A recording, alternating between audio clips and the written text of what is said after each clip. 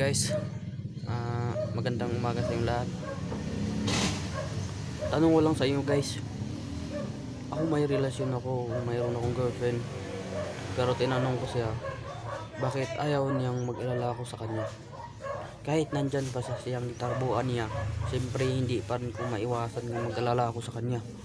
Bakit ang sabi niya sa akin kagabi, ayaw niyang mag-alala ako sa kanya. Yan ang gumugulo ko sa isip ko na hindi ko maintindihan. Bakit ayaw niya nga mag-alala ako sa kanya? Bakit? Siyempre lahat ng pagmamahal ko binigay ko sa kanya. Siya yung nasa kanya lang umikot ang mundo ko. Kaya guys, tulungan niyo ako guys na kung paano solbarin tong problema na to, na bakit ayaw niyang mag-alala ako sa kanya. Bakit ayaw niya? Yan ang gumugulo sa isip ko na hindi ko maintindihan. Guys, kung sino man ang mga panood itong video na to, paki-comment na lang sa baba para maintindihan ko ng lubusan. Kasi magwa 1 year na kami.